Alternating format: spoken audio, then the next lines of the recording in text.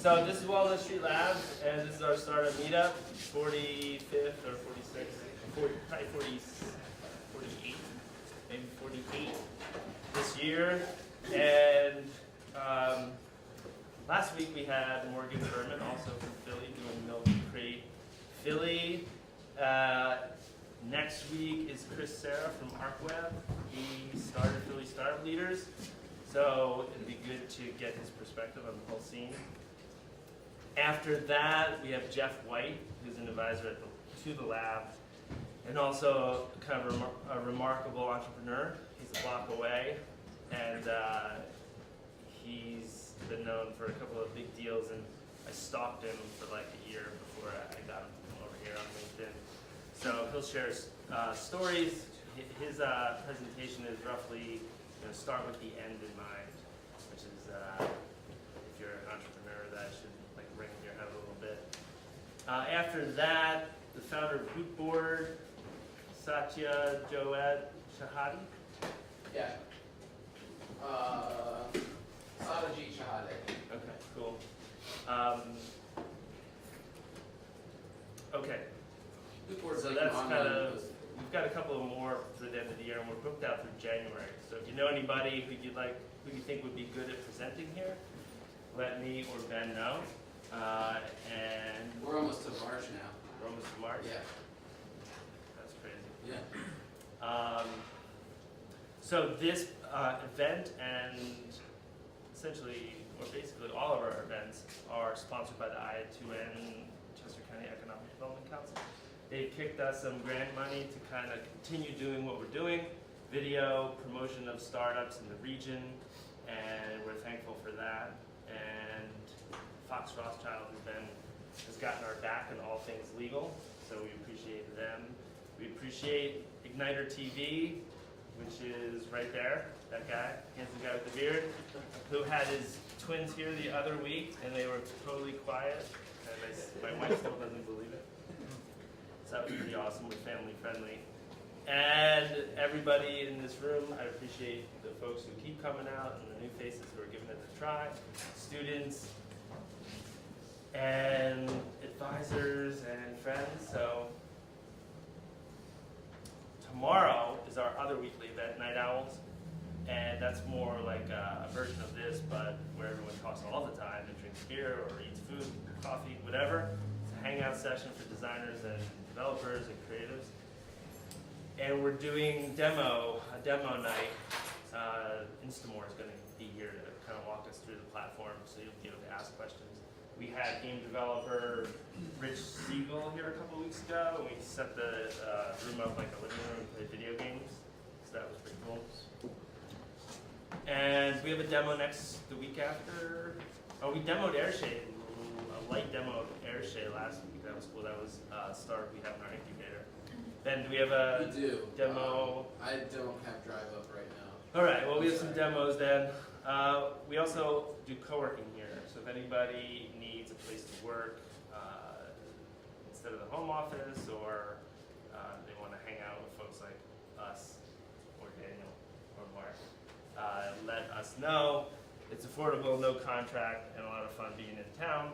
We have a basement downstairs with two conference rooms and a big rumpus room, and we're growing in January upstairs, which is about the same size as this with one conference room. And we decided to do that because we are nominally 99.9% sure that we have Keystone Innovation Zone status with the state, which means that there can be some hefty tax credits for businesses that are based in here for 6 consecutive years as you grow. So that can be lucrative, and a lot of businesses around here are taking advantage of that. So let me know if you have questions. All right, let me get out of the way, literally and figuratively, and let Molly tell her story for a half hour, and then I'll jump back in and facilitate a Q&A. Molly's driving innovation, not in technology, probably using technology, but in women's health, and it's always great to highlight innovation all around. So thank you for coming. Thanks for having me. So I'm a little pissed off that I wasn't invited to the talk that has the beer and the Oh, you are? whatever. Yeah, I mean, that's every week. okay. Tomorrow, you didn't miss it. Okay, all right, perfect. I'm just gonna go and come back. So this is so awesome to be here. I really always love talking to groups of entrepreneurs, aspiring entrepreneurs. I definitely, I don't know if I was ever an aspiring entrepreneur because I didn't even know what that was for a really long time. And I kind of want to take an informal poll. So how many people in the room have started something or are thinking about starting, a company, a business? Cool. Awesome. Anybody taking the full-time leap? Yeah, okay, cool. So that's scary. I did that just about a year ago with this current company that I've been building called Cora. But does anybody mind if I sit? Is that cool? Can you all see me? Okay, cool. So I really started out not knowing that I was going to be an entrepreneur, not really even knowing what, as I said, what that really meant. Certainly, I didn't know what a social entrepreneur was. My background was always in economic development, women's rights, human rights. I thought I was going to go work for, a big NGO after college, or go into the Peace Corps, or work for a nonprofit. And fate kind of stepped in, and I graduated, and I was actually kind of on my way to law school, and was working for lawyers. And I don't know if there are any lawyers in the room. And if you were here a couple weeks ago, or maybe it was last week, and you saw Eamon Gallagher, he's my lawyer, so I have nothing but love for lawyers, but that would have really been a terrible mistake for me. And I sort of took a left turn and very serendipitously took a job at a startup, at a tech startup in Philly. And the cool thing about this startup was that it had this social bend to it. So it was this high growth potential technology company. But it was also sustainable. It had that element to it. And so I was so in awe of the potential that this company had to make impact, for the sheer fact that it was a for-profit company that could be scaled in a way that, sort of a straight philanthropic model would sort of run up against barriers often. So that was really my first experience in entrepreneurship, and so that was right after college. And so I've actually kind of been a career entrepreneur. That was about 5 years ago, and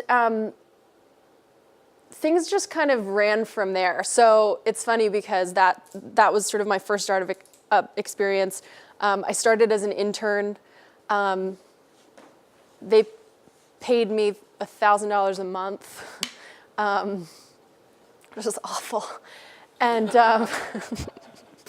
yeah, it sucked. Although now I look back and I'm like, wow, I would kill for $1,000 a month. But they had raised a seed round successfully, and they were in the middle of raising a Series A round when I kind of showed up. And I started as an intern, and within 3 months I was out raising money with the CEO. And so I sort of went through the ranks pretty quickly. There were about 30 employees at that point that I joined, and that was just really where I cut my teeth. And I just learned by doing and watching, and I loved all of it. And I really loved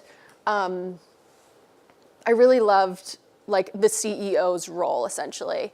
And even though I got to work with everybody across the company, it was that sort of high-level visionary work that really appealed to me, and I found that I was really good at that, and that was where I added the most value. So when that company tanked, I stayed on for a while, but ultimately jumped ship and started a sustainable clothing company with a business partner in London. And by that time, so I had sort of this entrepreneurial bug, but I also had this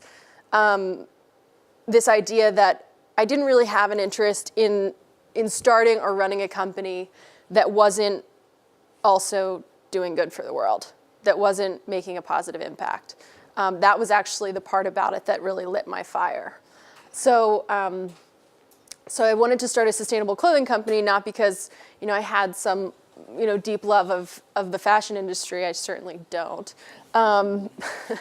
But because I saw the environmental and human devastation of the clothing industry and really didn't see a brand representing sort of my generation and my values well. So I, hooked up with a designer based in London, and we partnered, and over the course of 2 years, built a company. And I kind of look back at that, and the first startup was definitely like, a failure, quote unquote. My first company was kind of a draw.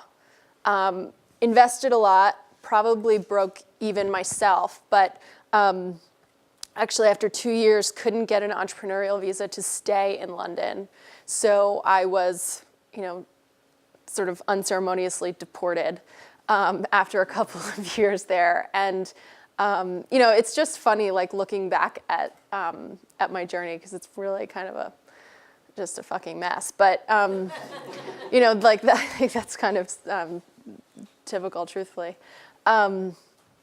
But that was an amazing experience, and I learned so much. And when I left that business, it was so sort of sudden and unexpected that I continued to administer the business from here for a while, but ultimately it just didn't make sense. And we had really gotten a foothold in the scene in London. So that brand actually still exists today, which I'm proud of. It's still run by my former business partner. But I sort of came back here and was like, what do I do now? I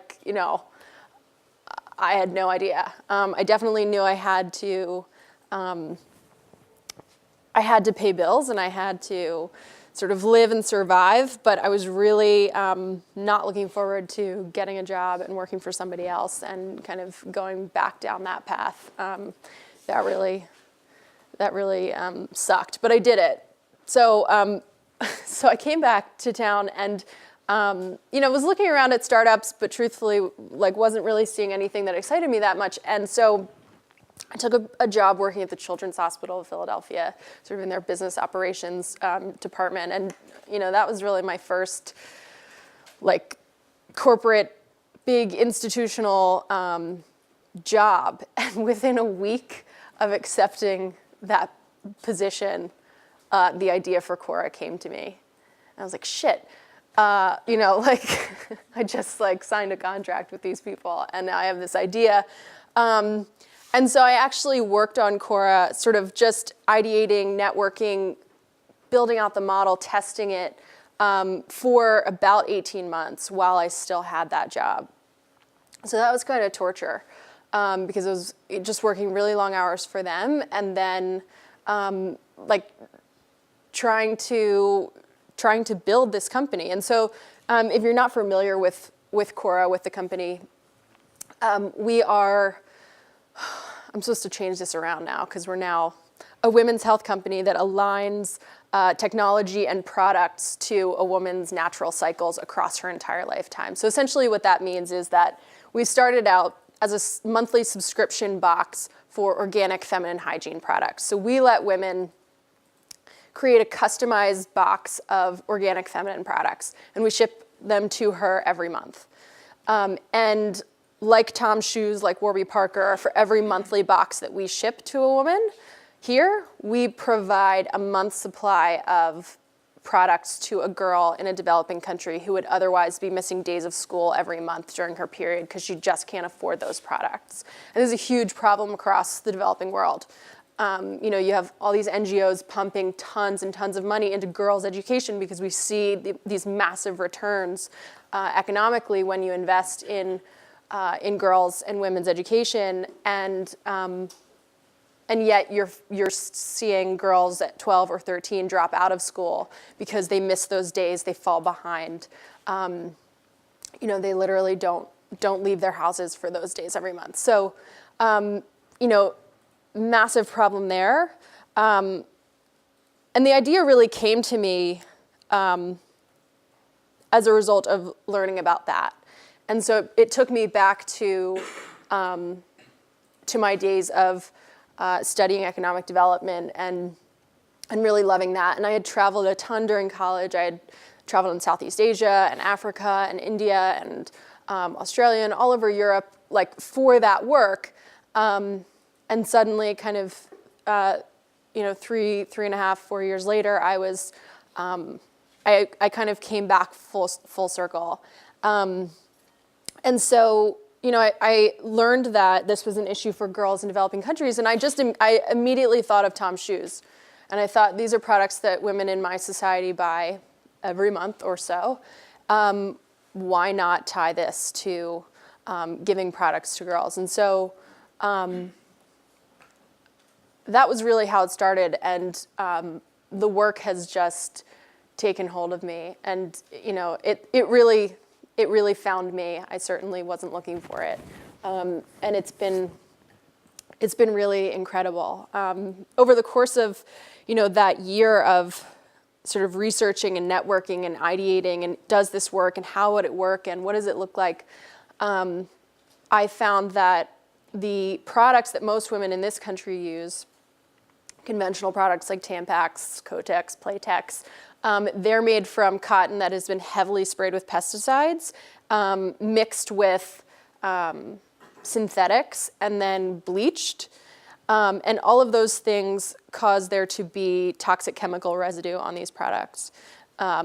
Toxic chemicals that are linked to reproductive diseases and cancers, and women are exposing themselves to these substances for days every month for 40 years of their lives. And it's really just wrong. And so I made a decision at that point that I couldn't in good conscience offer about that, so that fewer women were putting themselves at risk. And so we've recently transitioned. So, fast forward, and I'm thinking back to what points I said I was going to make in this talk.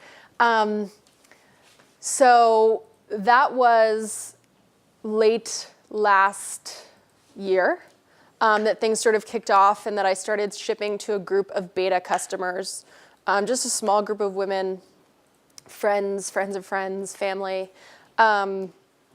and really just, I was in my bedroom, packing boxes. I found a wholesaler that I could buy from. I was buying some products off of Amazon. It was, talk about minimum viable product. If you're sort of at that stage of how do I actually get this started?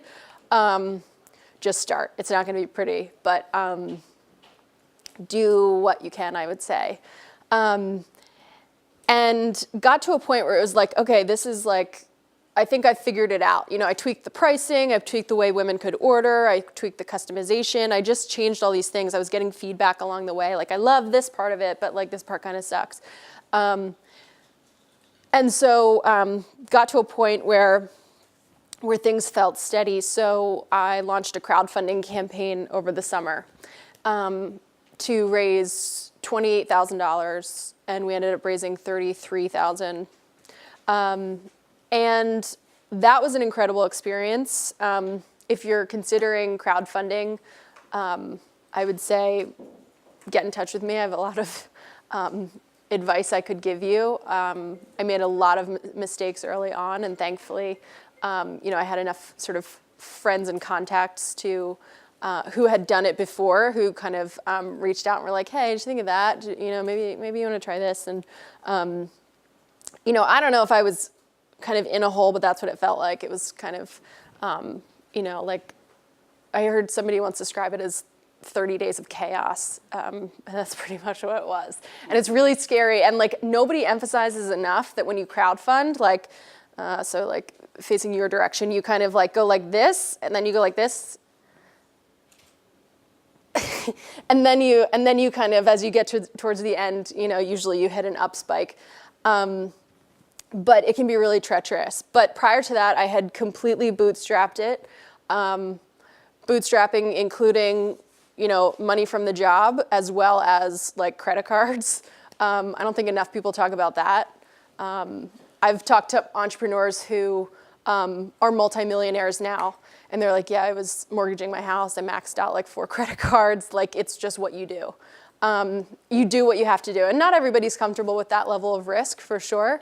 It's definitely a personal thing, but that was a decision that I made, that I wanted to maintain as much equity in my own company as I could for as long as I could. But the crowdfunding campaign was great. A ton of publicity. You kind of get this ready-made group of people who afterwards are probably going to be interested in buying your product or have contributed because they want to use your product and they want to see it come to fruition. So that was really amazing. We got a ton of really great press from that as well. And once that sort of was over, things really continued like on an upward trajectory. And so now we're raising a seed round. And I say we're because while for a long time it was really just me and actually a really amazing advisory board that I had put together, just people that I knew, I had networked with, I respected. I asked them if they would be part of my advisory board, and they did. But for a long time it was me and like interns. And more recently, actually kind of all at the same time and really unexpectedly, we're now a team of 5 people. So, again, it's really hard to talk about this stuff with a group of other entrepreneurs who are probably for the most part early stage, because like I want to be able to tell you that, like if you do X, Y, and Z, this will happen. And that's just not been my experience at all. And it's so much kind of faith and luck and good timing. You can help those things out by taking action and kind of, fortune favors the brave kind of thing. Just having the balls to talk to people and reach out to people, share your idea, and start shipping to customers. Find some customers, find anybody, and see if they'll buy what you're selling. That's probably the number one thing. And then, so right now, as I was saying, we're raising a seed round finally, and that's a really amazing process. And for me, going back to that first startup that I worked for, and going out and raising money, that was that really influenced me, and not in a good way. So that raise was very, we were going after whoever would talk to us. And a lot of people wanted to talk to us. This was a really amazing technology that this company had built. But not all of those people were all that savory, to be quite honest. Some people really, I would say, were not in it for the right reasons. They didn't share our values. They didn't care about us. They didn't care about what we were doing. All they really cared about was, am I going to get a 20 or 30x return? And there's nothing wrong with that. Like, I want a 20, 30x return. But there has to be other things along with that. And none of that really matters if you go through hell in order to get there. So for me, the process with this company is really based around, who do I want to work with? Who do I want to offer this opportunity to partner with us? Because we know we're a really amazing team and we're building a really amazing company. And so it's we've kind of like turned the table. Like, cash is a commodity, right? What you have is a business that can generate way more of a return than a standard investment in the market. So it's changing that perspective of I'm this needy entrepreneur who is desperate for your money, to I have this amazing opportunity, and I've seen what you've done with other companies, and I want to work with you. And it's a friend of mine who has raised quite a bit of money, gave me some really good advice recently, or he just said, you've been making the investment and taking the risk in your time. let somebody who has more money than they know what to do with take the financial risk for you. Because it's going to mean something different for them than it would mean for you. And they might not have the time to invest in a startup like this, even though they want to be a part of it. But they have the money, and so let them take that risk for you. And I just thought that was really cool and interesting. An interesting perspective on that. So I want to shut up and take your questions and talk to you about whatever you want to hear about, and talk in more specifics about my work and how I can maybe give you some insights. Okay, thanks for the story. So house rules, just introduce yourself real quick, name and pithy explanation of what you do. Let's start over here. I'm Michael, and I have a business of graphics and fine art. And I had a really great learning experience this summer where someone I know really well went bankrupt. And a lawyer friend of mine gave me all the information on this person, the whole filing, so I knew all their finances. And this person is very close in my family, and when I told my family about this, they dissed me because they said, well, you shouldn't be how do you know this stuff? And my lawyer friend said, yeah, bankruptcy is actually a socially acceptable way to stiff people. And that banks, and then the other thing I heard is banks aren't people. And, so what I learned from this is that it really is true that there are many people that use bankruptcy to stiff other people because banks aren't people. And what do you think about that? I would certainly not advocate, I would not advocate using bankruptcy as a way to get out of your financial obligations. I don't pass judgment on anybody who's had to go through that.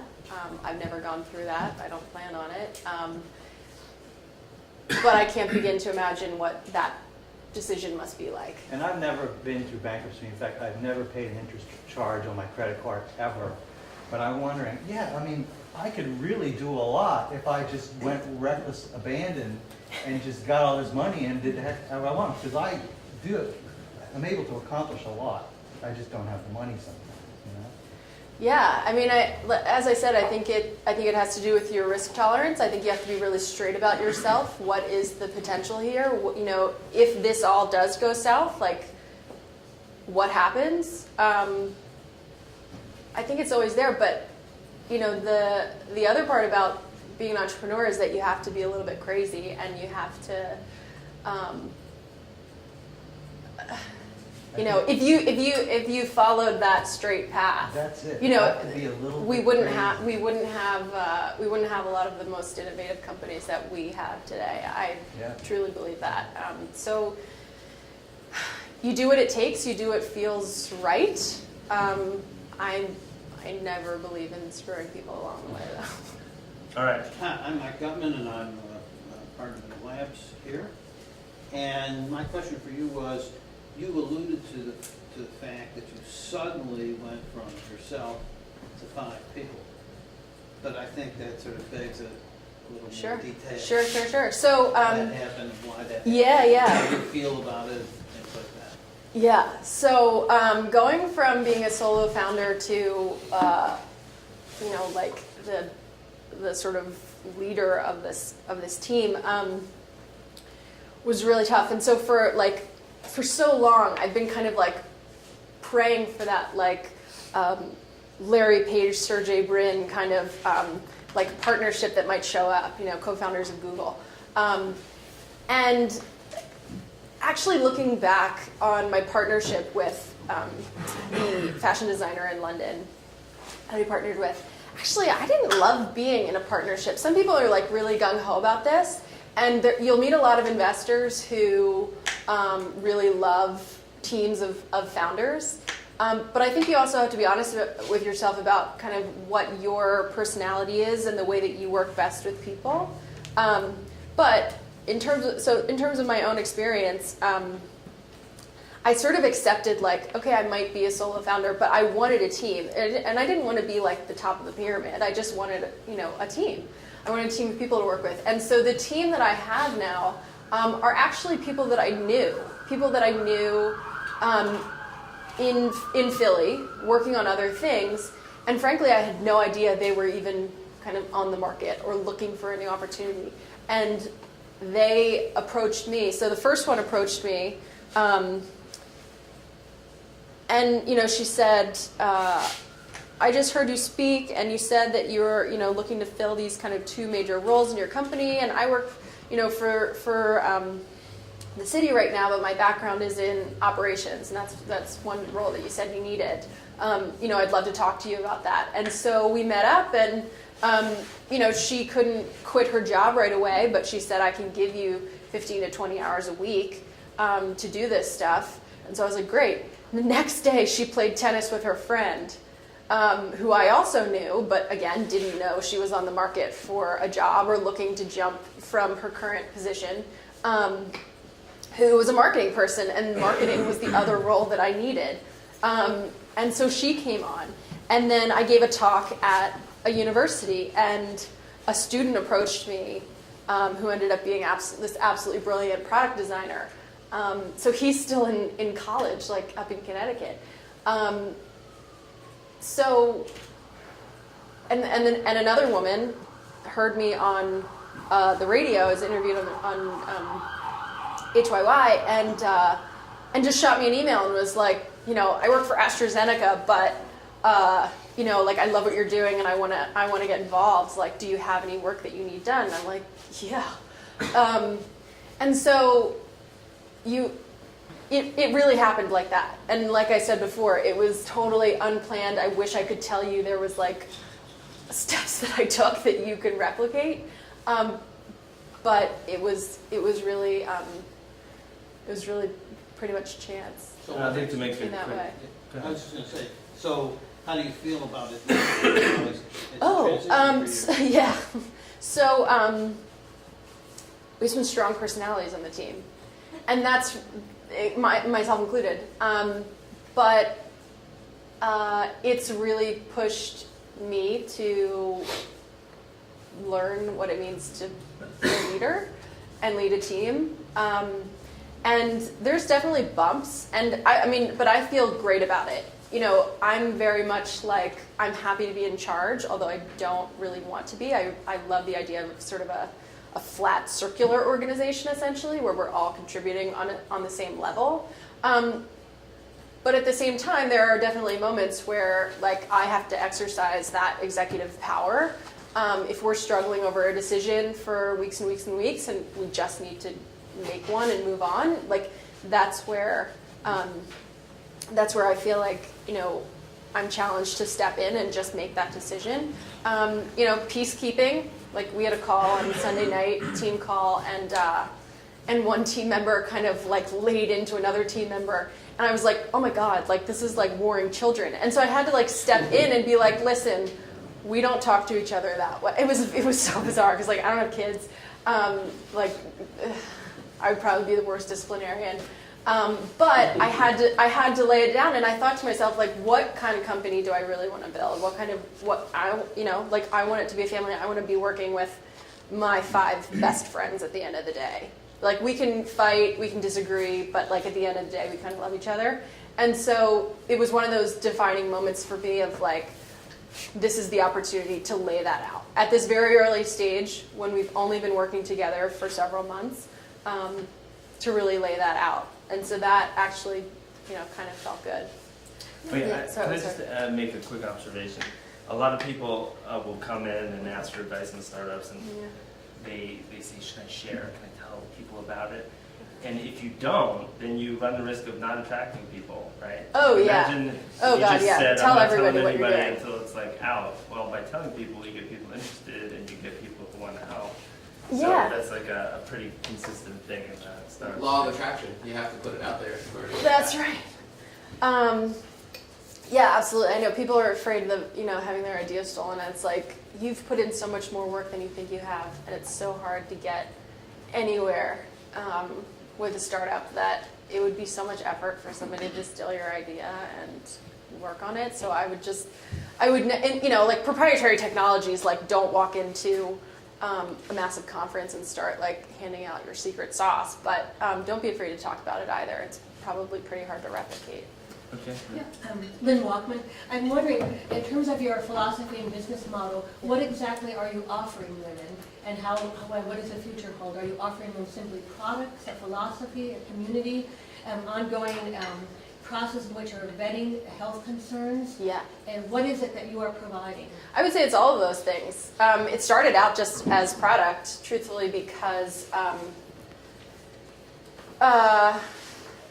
as a team of one, like that was the most sort of like tangible thing that I could offer. But I also, as I was doing that, I was writing, I was blogging, I was sharing the information sort of as I came upon it. And the reaction that I was getting back from women who were reading the blog was like, number one, I had no idea that these products could affect my health in this way. And it's, you know, that's really sobering, especially when you hear a woman say, I've used these products all my life, and you know, I just had a hysterectomy at 40, and I don't know if they're related, but what if they were? And it's like, you know, it's those moments where you realize that there's something bigger at hand. It's bigger than product delivery. It's way bigger than product delivery. And for me, it's definitely been a personal journey as well. Like, you know, at one point I had no idea about these things. So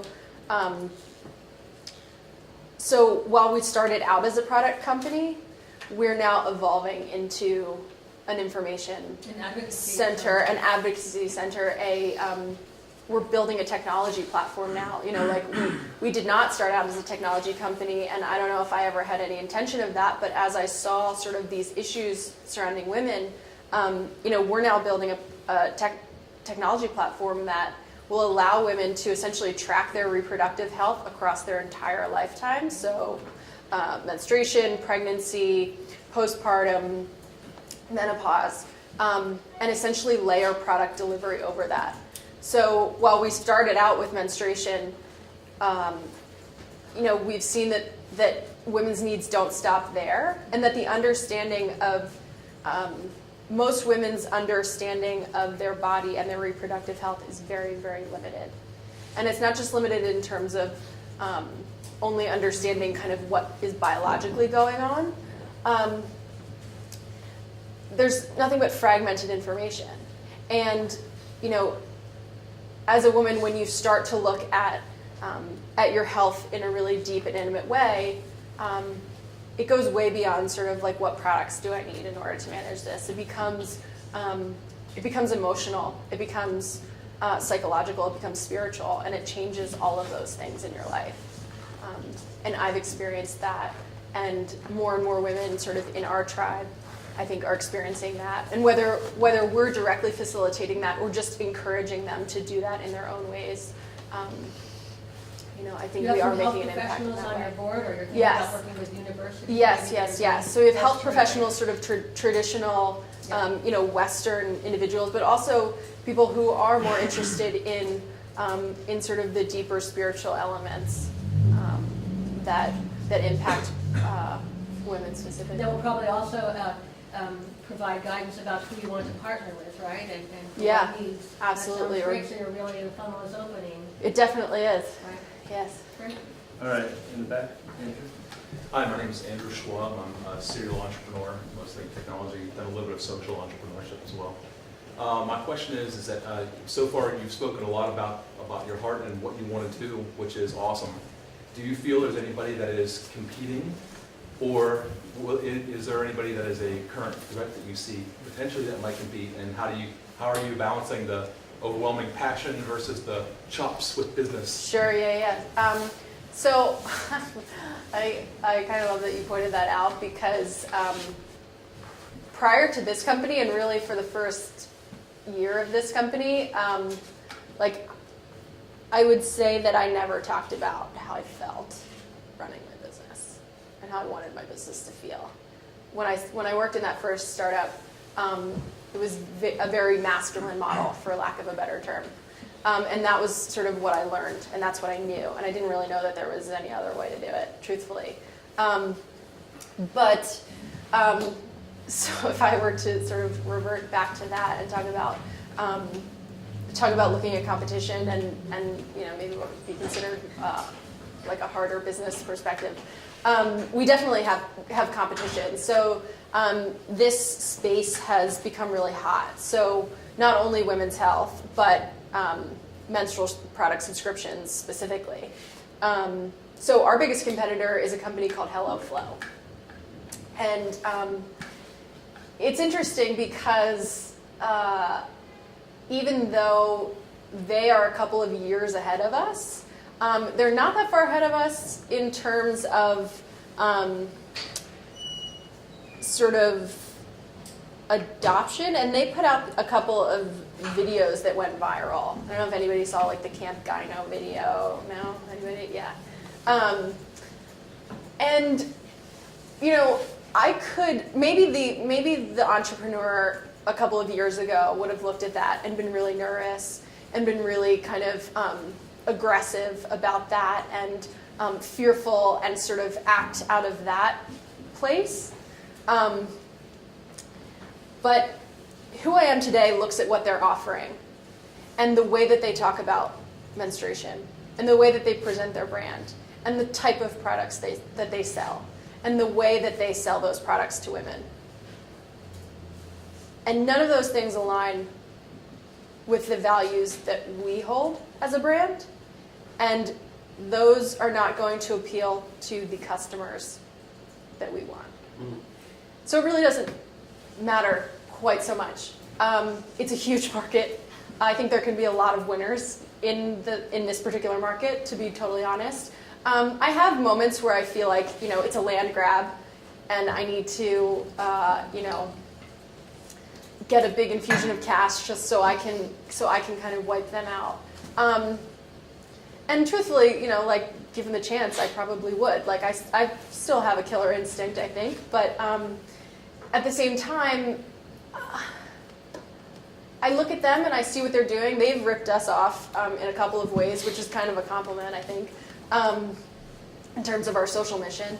But, I look at them and I see the kind of company that I would have built 5 years ago.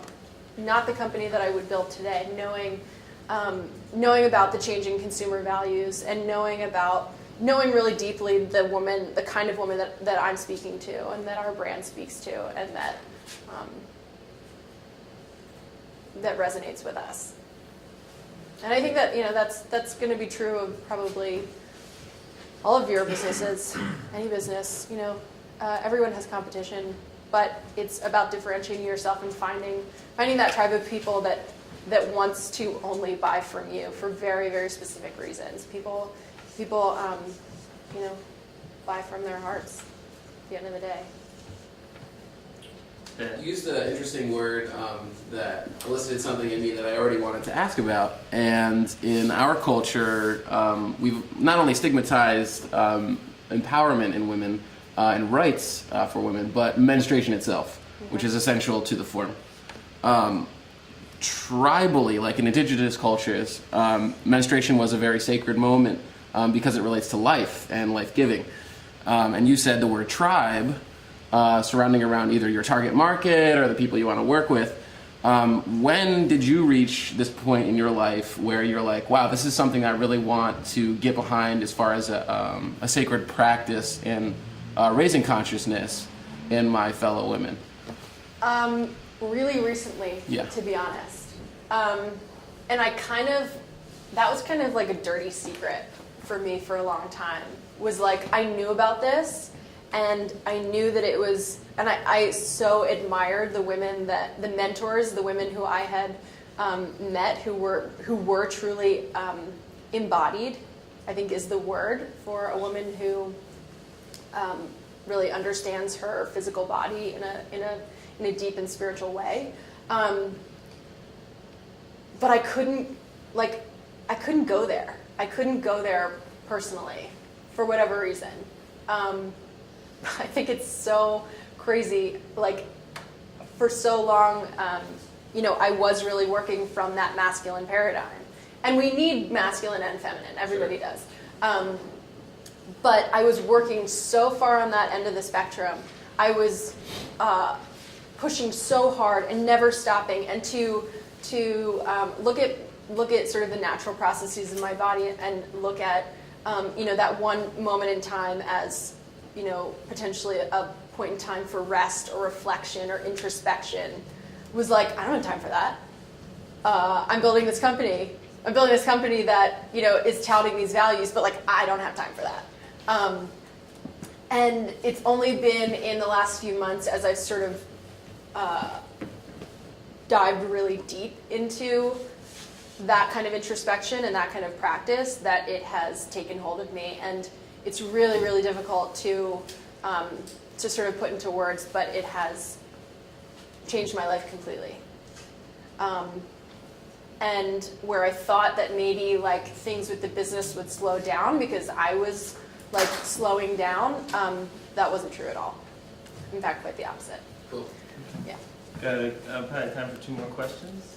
Jesse? Hi, I'm Jesse Pearsall. I'm a special events coordinator here at the lab. Come to Indie Film Night next. It's December 11th. Kyle Hudson's going to be showing a documentary about cover bands that he put together. But I do have a question as well.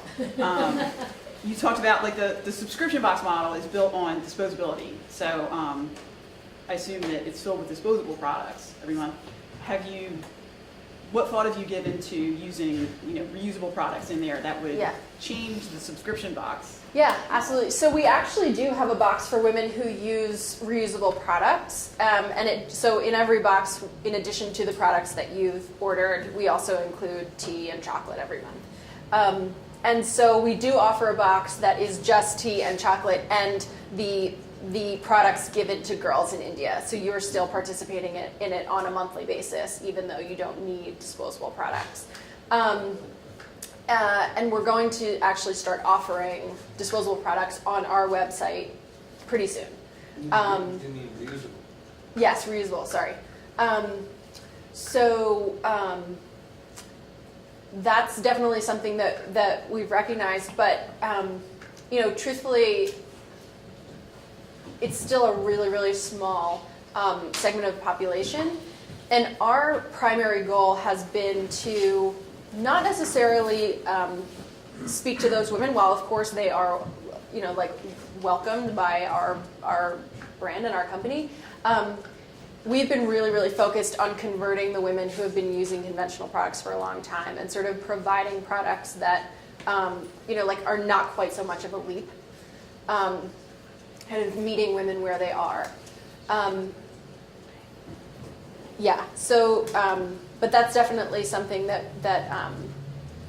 we've looked at and that I think is going to continue to grow. And one other thing I'll say about that too, which I don't know, might be useful to this group, is that we started out with a pricing model that really put us at the high end. So the fact that we're organic, the fact that we had this social impact element, sort of, we felt bumped up our value. So we were priced pretty high. And actually what we've seen is that that's quite prohibitive for a lot of women. And that's really not our intention. Our intention is to grow a brand and a company and a movement that is massive and inclusive. And so one thing that we're now doing is dropping our prices like significantly. And the purpose of that is to essentially become a mainstream provider, or a company that brings organic products to the mainstream in a way that, frankly, organic products thus far haven't been able to do, in my opinion, because they haven't been able to sort of break through that super green, eco-crunchy barrier. Mm-hmm. And that's not really, our brand has an element of that, but I think we're a little cooler than that. I mean, that's fucking cool, but, we're kind of speaking to a more, forward-thinking or quote-unquote modern generation of women. It's hard to do because we get stereotyped so quickly. Yeah. Especially if the norm is to poison your body with your coffee or with your water or with your tampons. So telling somebody that, hey, it's poisonous, automatically offsets them because it's what the norm has conveyed to them. Have you experimented with just saying not toxic instead of organic? We haven't, but that's actually a So I think we got to wrap things up, but feel free to stay and talk. This morning, I feel like I looked through the New York Times last night, and I saw something about in Egypt, 90% of women are being cut with genital mutilation. And I've got 3 daughters, and that was like, holy crap, that's insane. Yeah. And I see your business as being a massive, effective education distribution network. So, pretty amazing company. So let's give Monday